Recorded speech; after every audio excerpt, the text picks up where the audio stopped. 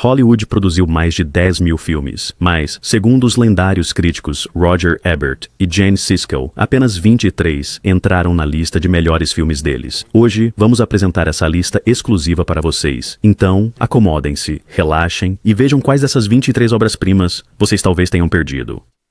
Número 23. O filme Shoah, de 1985. O monumental documentário dirigido por Claude Lanzmann, produzido numa época em que muitos dos sobreviventes ainda estavam entre nós, muito antes da existência da internet ou das câmeras de celulares. Assim, Lanzmann dedicou uma quantidade imensa de trabalho doloroso e rigoroso, localizando, entrevistando e filmando todos que pôde sobre o assunto. Os resultados são, no mínimo, poderosos e essenciais. Siskel definiu como o maior uso do cinema que já vi. Ebert concordou, e sua crítica escrita demonstra o mesmo deslumbramento. Por mais de 9 horas, fiquei sentado assistindo a um filme chamado Shoah e, quando terminou, continuei sentado por mais um tempo, simplesmente olhando para o nada, tentando entender minhas emoções. No final do ano, Siskel o elegeu como o melhor do ano, mas Ebert não o incluiu em sua lista. Obviamente, ele pertence ao topo da lista, disse ele, mas não lhe parecia adequado incluí-lo entre os filmes comuns do ano. Então, ele o deixou de fora e o colocou em uma categoria especial. Sua decisão foi controversa entre os entusiastas de listas, e é a razão pela qual Shoah está tão baixo nesta lista. Número 22. House of Games, 1987. O dramaturgo e roteirista David Mamet fez sua estreia na direção com um dos thrillers originais cheios de reviravoltas, uma história de vigaristas em que os golpes se desenrolam dentro de outros golpes. Lindsay Krause interpreta uma psiquiatra que descobre que um de seus pacientes pode estar em perigo por causa de uma dívida de jogo. Desafiando todos os princípios da ética médica, ela implora ao apostador Joe Mantegna que perdoe a sua enorme dívida. Ele acaba aceitando, mas sob a condição de que ela o auxilie na execução de um golpe. A trama revela trapaças e mentiras, mantendo o ritmo incisivo e bastante repetitivo, tão característico de Mamet. Ebert escreveu que este filme está vivo, mas anos mais tarde admitiu que o adorou porque parecia tão original na altura do seu lançamento. Os fãs de cinema de hoje talvez consigam identificar as reviravoltas logo no início, mas, na sua época, House of Games foi um deleite inteligente. Número 21. Hannah e suas irmãs, 1986. Woody Allen estava em grande fase quando fez esta ótima comédia dramática nova-iorquina sobre um punhado de personagens ligados a 3 irmãs, repleta de ótimos personagens, atuações, situações e diálogos. Allen interpreta um ex-marido que busca um sentido para Michael Caine, como o intelectual casado com uma das irmãs, mas que se apaixona por outra, e Diane Wiest, como a terceira irmã, solteira e excêntrica, ambos ganharam o Oscar. O brilhante roteiro novelesco de Allen, que se passa ao longo de um ano, começando e terminando no Dia de Ação de Graças, ganhou um terceiro Oscar. Siskel disse que é o filme que mais celebra a vida que Woody Allen fez desde Annie Hall. Este é o trabalho de um cineasta feliz e um dos maiores que este país já produziu. Ebert concordou, acrescentando que era o melhor filme que Allen já fez. Número 20. A Cor Púrpura, 1985. É difícil imaginar uma época em que Steven Spielberg lutava para ser levado a sério, mas se você tivesse criado algumas das maiores atrações de bilheteria, aventuras frenéticas e filmes para o público mais jovem, então você também acharia difícil ser considerado um cineasta maduro. Nos últimos anos, Spielberg tem conseguido isso muito bem, mas A Cor Púrpura foi sua primeira tentativa. Adaptado do romance de Alice Walker, o filme transforma um material denso em algo doce e comovente. Ficou famoso por ser um dos mais indicados ao Oscar sem levar nenhum prêmio. Spielberg foi esnobado na direção, mas perder para Kurosawa por Han foi uma troca justa. No Sun Times, Ebert escreveu: A Cor Púrpura não é sobre sofrer, mas vencer. E ser e por ser perceptibles. Ao fim, este filme me comoveu e elevou como poucos. É grandioso, caloroso, duro, implacável e triunfante. Cada cena brilha com o amor de quem o fez. Número 19. Os Emigrantes, 1971 e A Nova Terra, 1972. Este épico sueco de 2 partes e mais de 6 horas estreou no Zewoituraj em 1973. Praticamente ausente do home video por uma geração, adapta 4 romances de Vilhelm Moberg. como o título sugere, retrata as provações e tribulações de uma família sueca em sua jornada da Suécia aos Estados Unidos. Foi dirigido por Jan Troell, um cineasta que foi apoiado por ninguém menos que Ingmar Bergman. Apesar da duração, do tema e das legendas, foi um sucesso e recebeu aclamação universal e muitas indicações ao Oscar. Siskel e Ebert ainda não tinham começado seu programa de TV e, escrevendo para jornais concorrentes, ambos selecionaram os filmes como um marco importante do ano. Em 1979, em um episódio especial do programa, Siskel mencionou os filmes como alguns dos melhores da década. Número 18, O Joelho de Claire, 1971. O diretor francês Eric Rohmer foi crítico de cinema da Cahiers du Cinéma nos anos 50 e colega de François Truffaut, Jean-Luc Godard e dos outros.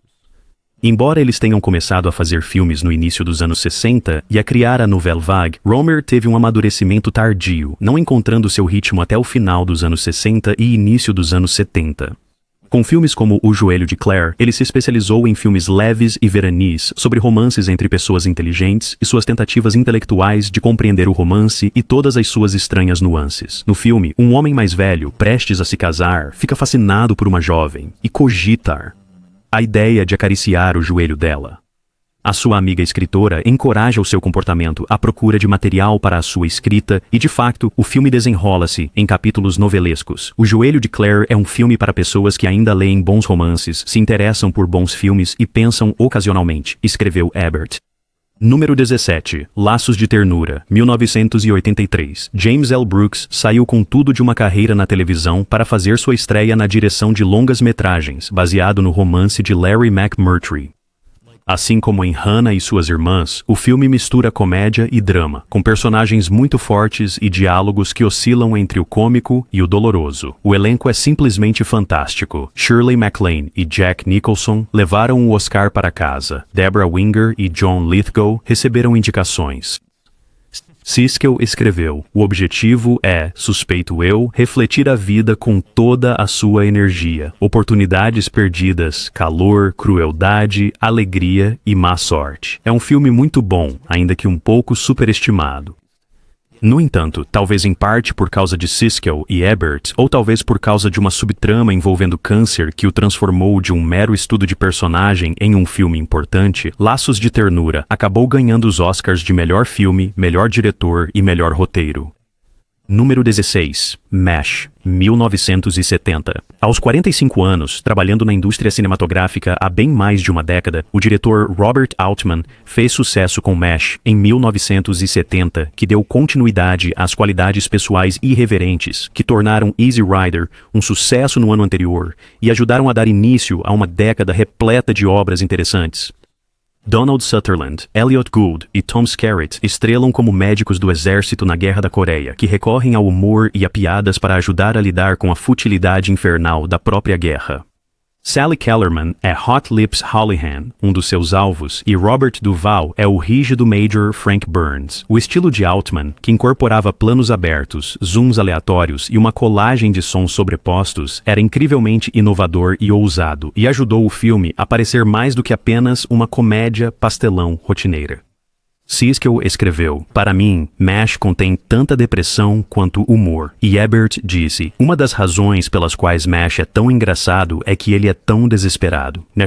Gould e Sutherland e os membros de seu bando de brincalhões sentem-se ofendidos porque os militares de carreira não têm sensibilidade suficiente. O filme ganhou o Oscar de melhor roteiro, escrito por Ring Lardner Jr., e recebeu indicações para melhor filme, melhor diretor, melhor edição e melhor atriz, coadjuvante para Kellerman. Número 15. O Último Tango em Paris, 1972. A crítica de Pauline Kael sobre O Último Tango em Paris é a mais famosa, na qual a famosa e rabugenta crítica o proclamou um marco na história do cinema, mas Siskel e Ebert também não ficaram imunes ao seu poder.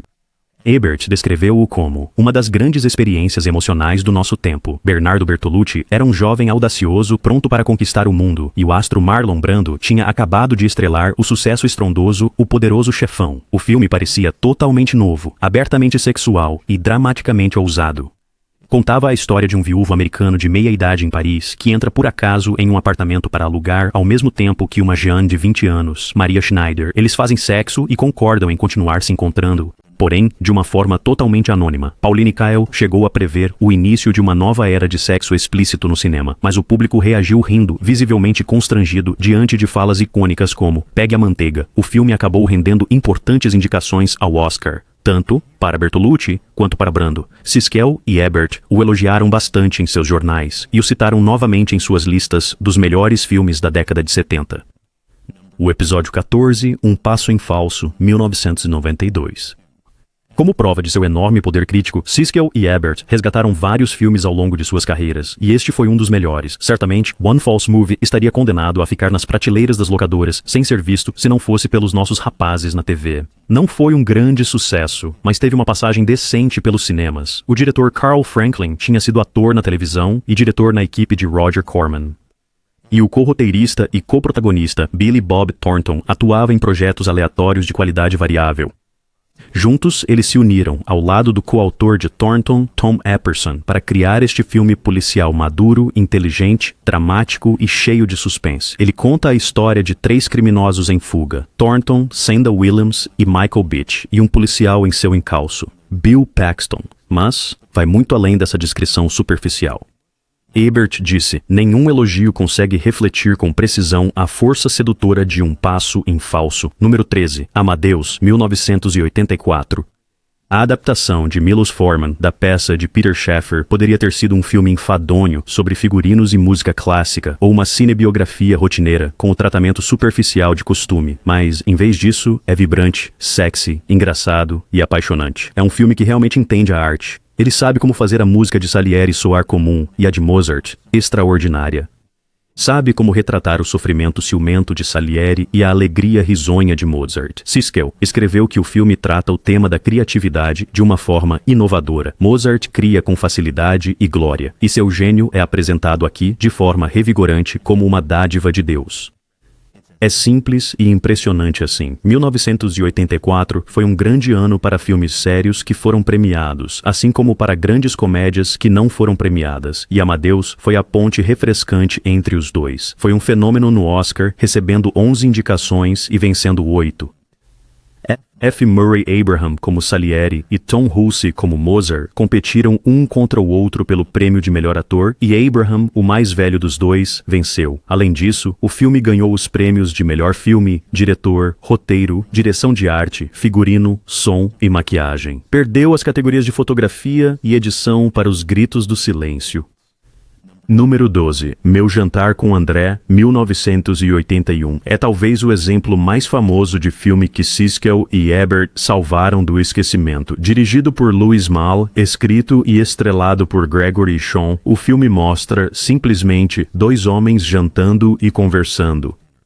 Gregory viajou pelo mundo explorando a vida e suas conexões com o teatro, e ele conta histórias magníficas, tão poderosas que são quase visuais, e então Sean responde à sua própria maneira. Mesmo que não tenha sido um sucesso de bilheteria ou vencedor do Oscar, o filme pelo menos tornou-se famoso o suficiente para ser parodiado. Siskel escreveu: com sua linguagem vívida, My Dinner with André é para os filmes superproduzidos de Hollywood o que o rádio é para a televisão.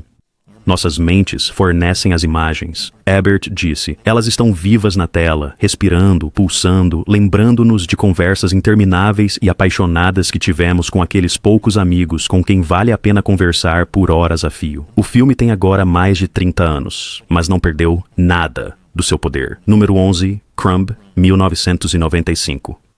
Crumb, 1995, de Terry Zwigoff, talvez seja o maior documentário já feito sobre uma pessoa viva.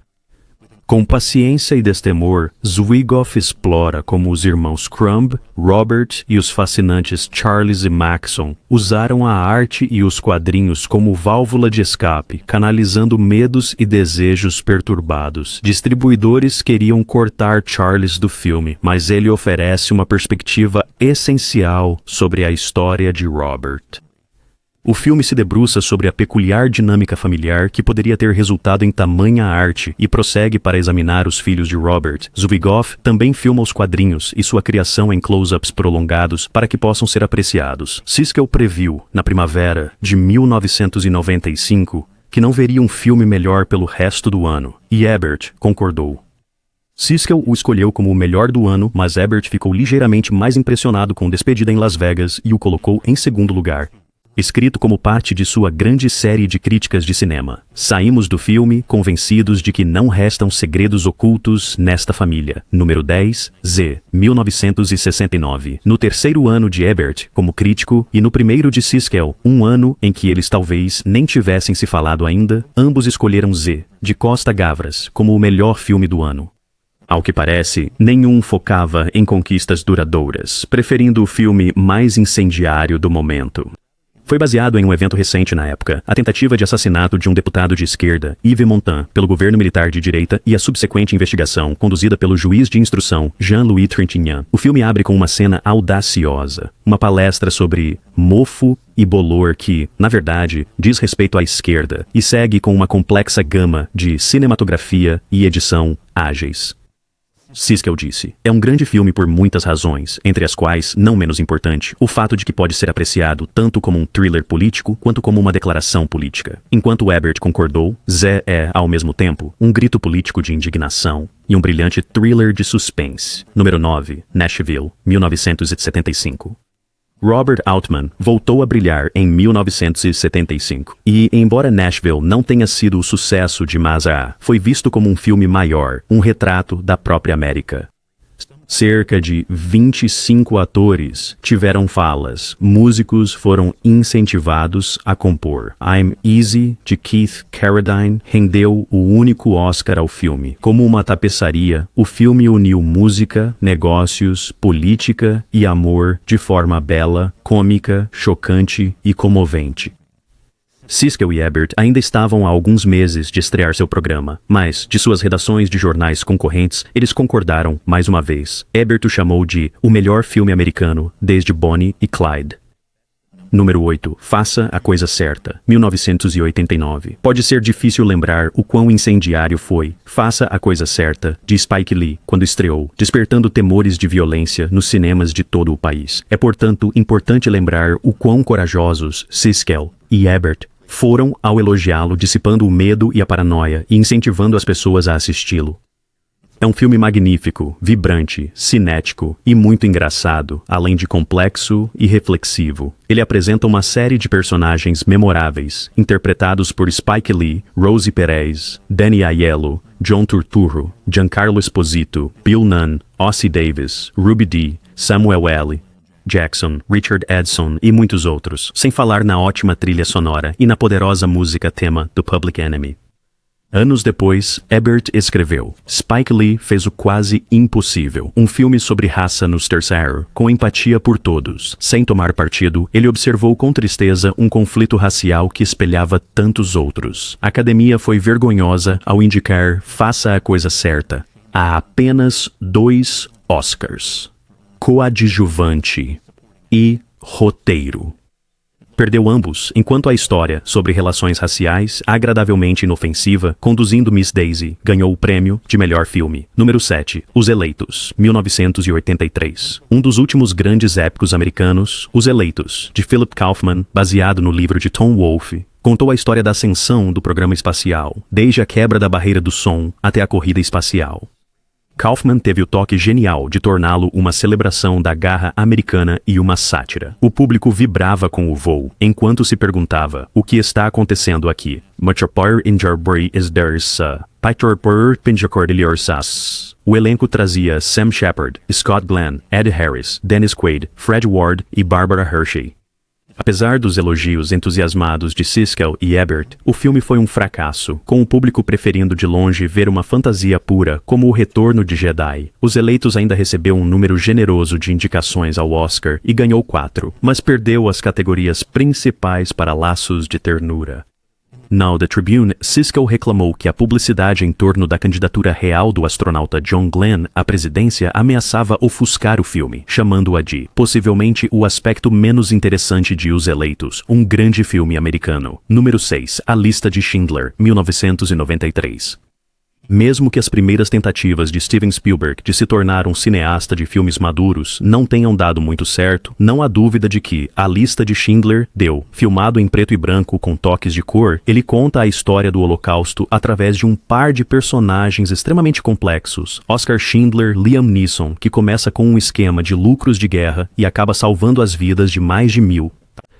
E Amon Guth, Ralph Fiennes, um nazista cruel que, de vez em quando, luta para reafirmar suas crenças. Tirando alguns deslizes facilmente perdoáveis, a direção de Spielberg é incrivelmente intuitiva, proporcionando pequenas pausas, vitórias e até um pouco de humor sutil como recompensa para os espectadores que aguentam os momentos brutais e cruéis. Número 5. Fargo, 1996. Foi o sexto filme de Joel e Ethan Coen, mas Fargo, 1996, foi a primeira vez que Siskel e Ebert realmente se entusiasmaram com o trabalho deles. Um grande filme americano, disse Siskel. Ele previu, no início da primavera, que não veria um filme melhor pelo resto do ano. E não viu. Fargo pode parecer um filme de crime cômico, típico e leve. Um gênero muito popular nos anos 90, mas é cheio de toques únicos, do ritmo da linguagem aos momentos aparentemente descartáveis, que revelam tanto sobre os personagens e suas vidas interiores. Até a fotografia com neve consegue ser realmente impecável. Ganhou 2 Oscars, o de melhor atriz para Frances McDormand e o de melhor roteiro original. Perdeu muitos outros para O Paciente Inglês e William H. Macy perdeu o de melhor ator coadjuvante para Cuba Gooding Jr. Ebert o escolheu como o 4º melhor filme da década. Embora valha ressaltar que Siskel morreu em 1998 antes de poder compilar sua própria lista para a década de 1990. Número 4. Os Bons Companheiros, 1990. Ao final de 1989, Touro Indomável, de Scorsese, foi eleito o melhor filme da década por Siskel, Ebert e muitos outros críticos. Poucos meses depois, Scorsese, De Niro e Pesci lançaram o clássico Os Bons Companheiros, em 1990. Era um filme bem diferente, menos cru, com um novo movimento e um ritmo muito mais ágil e empolgante. Muitos de seus momentos, incluindo o uso de Laila e a sequência final de paranoia de helicóptero movida a cocaína, entraram para o léxico cinematográfico. Pesci ganhou um Oscar por sua atuação. Você acha que eu sou engraçado? Mas embora o filme tenha sido universalmente aclamado, a Academia preferiu Dança com Lobos para a maioria dos outros prêmios, talvez por causa da natureza criminosa dos personagens. No programa, Ebert disse, está no mesmo nível de O Poderoso Chefão em seu retrato de uma organização criminosa. Siskel respondeu, ele assume posições morais, ele faz filmes sobre pecadores. Isso é tão revigorante de uma maneira artística e bela. Número 3. Hoop Dreams, 1994. Hoop Dreams, 1994, de Steve James, é um documentário extraordinário sobre 2 jovens da periferia de Chicago, William Gates e Arthur Age, para quem o basquete é uma das únicas formas de sair da pobreza. Poderia ser classificado como o grande documentário americano. Durante 3 horas, Hoop Dreams acompanhou eles e suas famílias de um jeito que te faz refletir sobre a vida. Quantos outros jogadores, o James observou, será que Age ou Gates se tornariam o próximo Michael Jordan, ou basta apenas sonhar? Ebert disse simplesmente, um filme como Hoop Dreams é para isso que o cinema serve. No final da década, Siskel já tinha partido, mas Ebert o elegeu como o melhor filme dos anos 90, de ficção ou não ficção. Em 2013, o diretor James foi contratado para dirigir o documentário sobre Ebert, Life Itself. Número 2. Touro Indomável, 1980. Esta obra-prima, filmada em preto e branco e baseada na história real de Jake LaMotta, representou uma mudança para uma direção mais respeitável em relação aos filmes mais pessoais e urbanos de Martin Scorsese. Veio até acompanhado do burburinho de que o astro Robert De Niro tinha ganhado cerca de 27 quilos para interpretar a versão mais velha de LaMotta. Isso é comum hoje em dia entre os atores, mas, na época, era uma novidade e impressionou todo mundo. Touro Indomável não é uma concessão comercial. Vibra com paixão feroz, sem hesitar diante da violência que o ódio próprio inspira. De Niro e a montadora Thelma Schoonmaker ganharam o Oscar, ela pelas sequências de boxe editadas como flashes de repórteres.